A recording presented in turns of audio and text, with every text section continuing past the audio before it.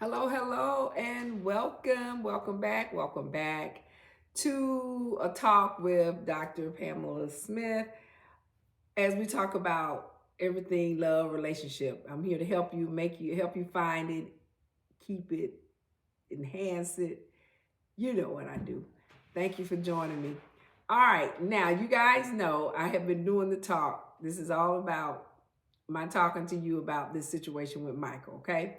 So I wanted to, before I go back into the book, I wanted to talk about the dynamics of a relationship. And the reason I'm doing that is I got a comment about my relationship when I talked about falling hard. And I, at one point in one of the talks, I talked about how I was really crazy about him.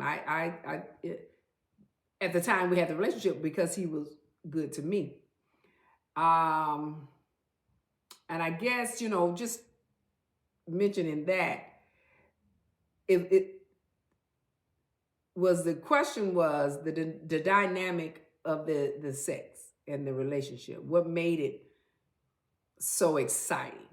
Um, so the question pretty much is, how do I, which is you, how do you keep your relationship so exciting with the opposite, the opposite sex? What am I doing to make that relationship so exciting? um and so I kind of want to talk about the expectation, right? And that has a lot to do with what's going to make that relationship exciting is your expectation.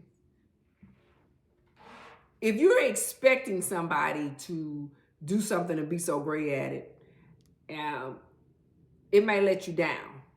And the excitement for that person changes, right? Because your expectation is greater than their expectation. Okay? So you have to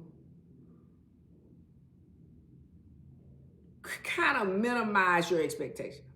Okay? You have to minimize what you believe somebody is going to do or be for you because of your expectation. So you have to minimize that. So I'll give you some things that you look and seek and win. And let's go back to this. So let's say you're talking about a single individual versus someone in a relationship, because this is where we mainly have a lot of issues. First, we have a main issue then with us being single and what we're doing and what we're going into the expectation of a relationship with a person we first meet or someone we've already met, and what do we do to keep that relationship exciting. So you have to know what you, and y'all know I talk about this all the time. You have to know the difference about what makes you excited and what you're expecting, right? Because and I talked about this before, you all know I'm gonna go back and forth. You always going in sometimes with relationship with people based on what they want, not what you want. Y'all know what I'm talking about. A lot of times, here's what I'm saying. What are you saying, doctor? What happens is when we meet each other and we get into relationships, when we have conversations with them and when we're getting to know that person, you're getting to know that person based on what they like. So when you are talking to them, are you telling them what they want to know or want to believe, or are you giving them who you really are? Now, most people don't really give who they really are because of what they're seeking. Do you understand? See, sometimes you're seeking something from that person, and you're not sure that if you are not the person that you think they are interested in, here we go, expectation, because you're expecting them to be or to like you a certain way. Okay? Because you're not sure what they're really truly interested in the first place. You're thinking it's self, right? But it could be something else. You really truly don't know until you really truly had a conversation. When a person, and I don't know if you, and then you should have dealt with this, a person should tell you what attracted them to you. And I'm saying that because a lot of times the assumption is who you are is what somebody is really truly looking at. It may not be that. They might be liking you because you have large breasts. They may like you because you have a big butt. They may like you because you're skinny. They may like you because you're tall. What is the reason that you were attracted to me? And this is why we find out the expectation of people are different. Because they never told you what they was attracted to in the beginning. So their expectation of what they wanted from you in that relationship changed. Do you understand that? Because what they're desiring and wanting is different. Okay, so here's what's different. So the difference that you bring to somebody that has a desire for you could be the body language, could be how they touch you, right? How they look at you, right? How they talk. Are they passive? Are they aggressive? You got me? What is it that calls you to be with that person and that energy or that desire or that want to be with them grows? And that comes from what you think you're desiring in that person.